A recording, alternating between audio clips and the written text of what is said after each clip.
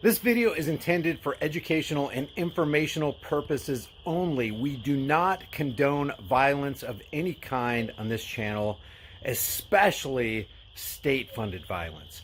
Welcome back to the Here's the Deal channel. If you haven't done so already, subscribe to the channel, hit the bell notification icon, give it a thumbs up, and share it with everybody you know. Pursuit of a Mazda heading south on 3 Points Road.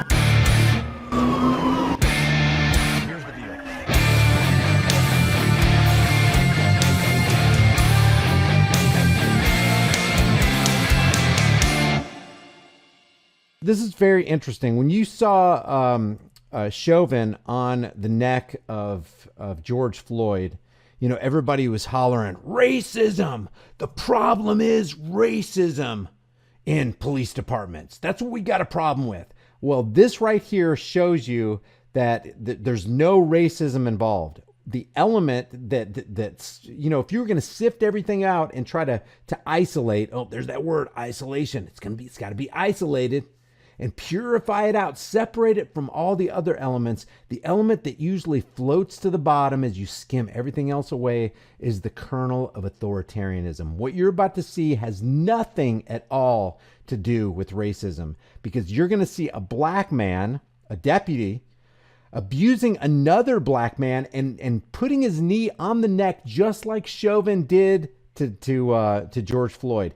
And the head of that organization, because remember, a stream can rise no higher than its source. The head of that organization, the actual sheriff to that deputy, is also a black man. So there is absolutely no racism that could be called here, not by logical, rational people. So listen to this. This is coming out of the BSO.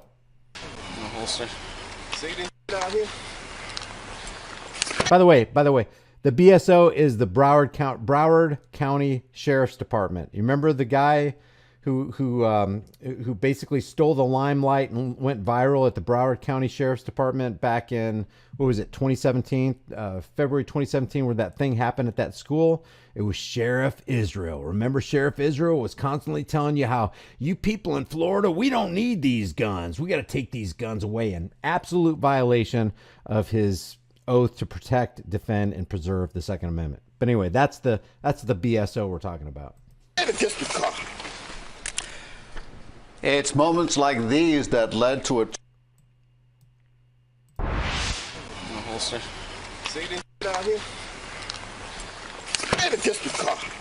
Wow. It's moments like these that led to a 2-year investigation, ultimately getting that BSO deputy fired for using excessive force. And when asked at a later time if he would do things differently, the deputy's response showed no regret. With that and more, let's go to CBS 4's Joel Waldman. He is live at BSO headquarters tonight with the details. Joel? Elliot and Lauren, good evening to both of you. As you said, there was no remorse, quite the contrary, actually, which helped lead to the deputy getting fired. At least he's being honest. It was this blow to the head of a North Lauderdale suspect that helped deal the final blow to Sheriff Deputy Ron Thurston's nearly 23-year career at the Broward Sheriff's Office. Bro, come on, bro, get off me, bro. Hey, come on, bro, get off me, bro. Hey, I'm gonna shoot you. An internal BSO investigation found Deputy Thurston used excessive force back on April 1st, 2020. At one point, pressing his knee on the suspect's neck despite complaints of discomfort. You stupid, man. You stupid. BSO finding the deputy had every chance to de-escalate the situation, choosing not to. A gun was found during a pat-down of the suspect. Excessive force is something Sheriff Gregory Tony made it clear he will not tolerate. So there you go. There's Sheriff Gregory Tony. The sheriff is a black man. The guy who committed the infraction is a black man. You've got no room to call any of this racism. So when the dust settles at the end of the day, what is this actually? This is power corrupt, and absolute power corrupts absolutely. If the problem with the world is evil people, probably one of the last things you want to do is give some of these power-hungry, psychopathic, power-tripping officers a monopoly on force and power. That is your problem. That is the problem with America. And I find it so hilarious that the cop that News Now Ninja, the video that we dealt with the other night, said that Cops aren't the problem with the world. It's men like you with cameras. Talking about News Now Ninja. Hilarious, man. Hilarious. Yeah, order followers aren't the problem with the world, guys. I've said time and time again that when deputies do the right thing, I'll have their back and support them. Conversely, when deputies are accused of stepping out of line, they'll be investigated and, when necessary, held accountable for their actions. Run, tell the truth! Run, tell the truth! Deputy Thurston was in the news about 2 months after his controversial arrest for posting a critical social media post about diversity in the department. His sister had this to say at the time. I don't think that the sheriff likes my brother very much for speaking his mind. Good thing the sheriff wasn't a white guy. The sheriff doesn't like your brother for speaking his mind, but good thing he's a black guy. Now, BSO revealed during its investigation that when asked if he could do things differently in the future, Thurston said, "I probably would have killed him right there, and we wouldn't be sitting here talking about it." Now, Wow, at least he's honest. I mean, that's rare, guys. The cop is actually not trying to lie to get out of it. He's actually telling what he really feels in his heart. From the abundance of the heart, the mouth speaks. Thanks, man. Really appreciate you letting us know what's going on there, Thurston. In 2020, the state's attorney's office declined to file criminal charges against Deputy Thurston. Reporting live from BSO headquarters, Joel Waldman, CBS. Now, what's interesting about this is national news refused to deal with this story. This was a local news story, but national news didn't touch it. Why? Because the players in the scene, one of them was the wrong color. So they're not going to touch this thing with a 10-foot pole because it actually highlights something that the hypocrisy of mainstream media. So they go right for the race. They go right for the color of the skin instead of looking at Derek Chauvin. You know, let's say the whole thing was above board and Derek Chauvin really did this, okay? Trying to prove the reason he did this is because he's a racist. Well, why not just stick with, hey, this human being did something horrible to this other human being that led to his death. Let's deal with that.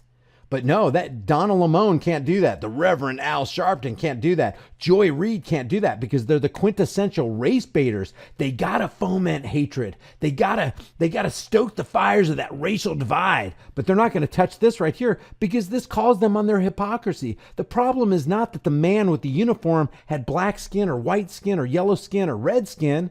The problem is the guy had a uniform on. The problem is that human being had a monopoly on force and power and it went to his head. He's got qualified immunity. If I do this right here, the chances of there being negative repercussions are nil, man. So I'm going to go for it. That's what our problem is. Same thing with political parasitic power trippers. You give those people power. Oh, you can write laws for us and actually put in those laws that we'll be punished if we don't follow them. We got to follow your edicts and commands. How can you not expect to be $30 trillion in debt? 165 with, if you count unfunded liabilities and Social Security and Medicare.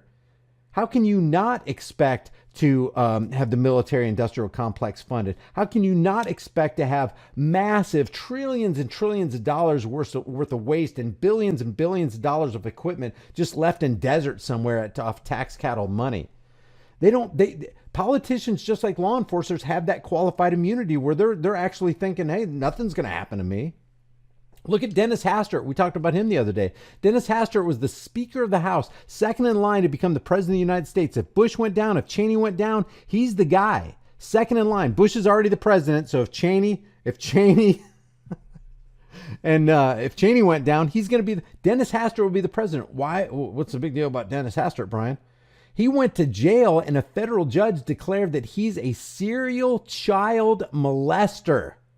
We would have had a serial child molester as president if Bush and Cheney went down.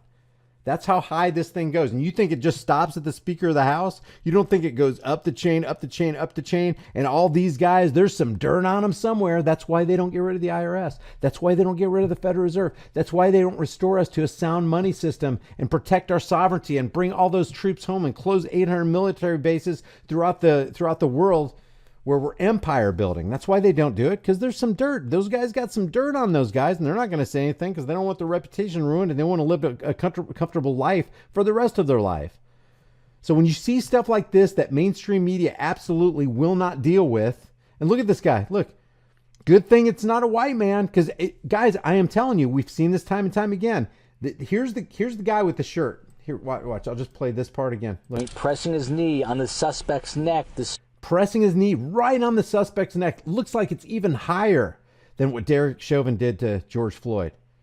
If this guy was a different color skin, we'd be talking about it all day, every day, until this guy right here got the hammer of justice falling on him. But he's not the right color, so they bury it. They don't talk about it. Maybe they'll put it in a news blurb on local news, but then they'll forget about it.